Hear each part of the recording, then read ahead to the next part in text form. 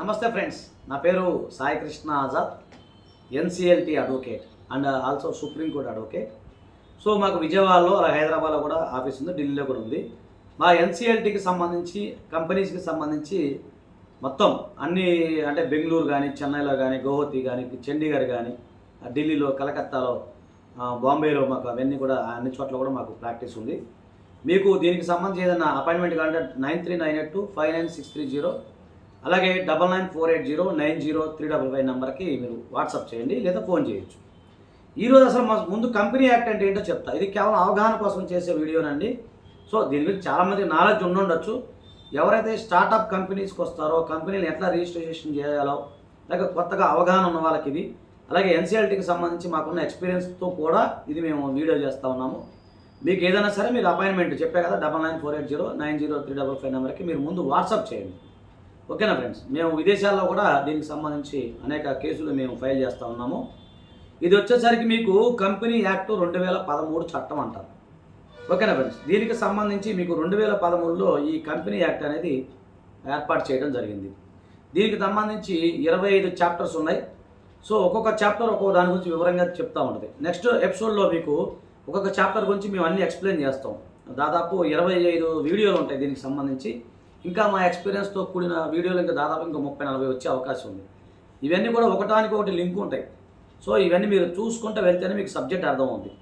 అలాగే దివాలా చట్టం ఏదంటే ఇన్సాల్వెన్సీ అండ్ బ్యాంక్రప్ట్సీ యాక్ట్ 2016 కూడా యాక్ట్ గురించి కూడా చెప్పబడడం జరిగింది. ఏదైనా సరే మీకు కంపెనీకి సంబంధించి ఏదైనా నష్టం జరిగి మీరు నష్టం అంటే కంపెనీ నడపలేని స్థితిలో చెప్తున్నా కదా, మీకు సంబంధించి కంపెనీ యాక్టు సెక్షన్ 270, 271 ప్రకారంగా ఎవరైనా సరే మీరు నడపలేని స్థితిలో ఉన్నప్పుడు, అలాగే మీకు ఇన్సాల్వెన్సీ అనుకున్నప్పుడు మీరు మాకు ఫోన్ చేయండి. అసలు దీనికి సంబంధించి కంపెనీ యాక్ట్ ఏం చెప్తుందో మనం చూద్దాం.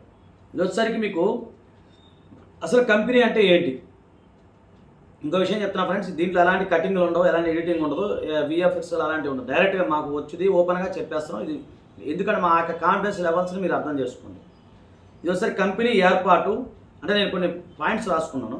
కంపెనీ అంటే ఏంటి, అసలు కంపెనీ రిజిస్ట్రేషన్ ఏ విధంగా చేసుకోవాలి, అలాగే memorandum of association, articles of association, perspectives, అలాగే షేర్లు, భాగస్వామ్య మూలధనం, కంపెనీ యొక్క మెంబర్షిప్, డిబెంచర్లు, అలాగే కంపెనీ డైరెక్టర్లు, కంపెనీ సమావేశాలు, కంపెనీ లెక్కలు, అలాగే తనిఖీ అధికారులు, తనిఖీ మరియు విచారణ, రాజీ ఏర్పాటు, అలాగే కంపెనీకి సంబంధించిన విలీనములు అంటే కలవడం, కంపెనీలు కలిసిపోవటం, అక్రమ పరిపాలన నిరోధించడం, కంపెనీ యొక్క మూసివేత, ఇది ముఖ్యమైనది. దీని గురించి నేను నెక్స్ట్ రేపు వీడియోలు చేస్తాను, కంపెనీ ఏ సందర్భంలో మూసివేయబడుతుందని.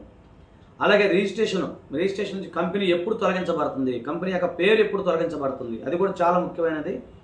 అలాగే విదేశీ కంపెనీల గురించి కూడా నేను ఎక్స్ప్లెయిన్ చేస్తాను. మంచి చాప్టర్ అది. విదేశీ కంపెనీలు ఏ విధంగా ఉంటాయి, అది విదేశీ కంపెనీ ఇక్కడ ఏం చేయాలి ఏంటి అనేది.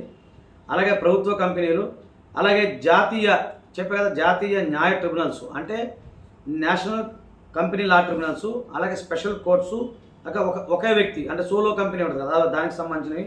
అలాగే కంపెనీ యొక్క చట్టం గురించి, అలాగే 2016లో ఇన్సాల్వెన్సీ అండ్ బ్యాంక్రప్టీ కోడ్ ఏదైతే ఉందో, బ్యాంక్రప్సీ కోడ్ 2016 కింద అది అనుబంధం కింద కొంత అమెండ్మెంట్ అది జరిగింది 2016లో. దానికి సంబంధించి అలాగే కంపెనీ యాక్ట్కి సంబంధించి 2015లోను 16లోను దీనికి సంబంధించి అనేక అమెండ్మెంట్లు జరిగినాయి.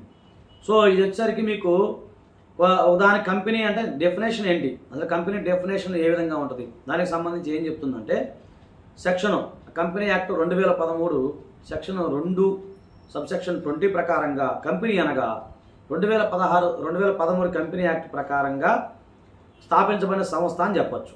ఒక ప్రైవేటు కంపెనీ స్థాపనకు 2, అలాగే పబ్లిక్ కంపెనీకి స్థాపనకు 7 వ్యక్తులు అవసరం అవుతారు, గుర్తుపెట్టుకోండి. అలాగే కంపెనీ యొక్క ముఖ్య లక్షణాలు ఏ విధంగా ఉంటాయి అనుకున్నప్పుడు ఆర్టిఫిషియల్ పర్సను, అలాగే వాలంటరీ అసోసియేషన్, అలాగే పెర్పెచువల్ ఎగ్జిస్టెన్స్, అలాగే legal entity and transferability of shares, limited liabilities ఉంటాయి.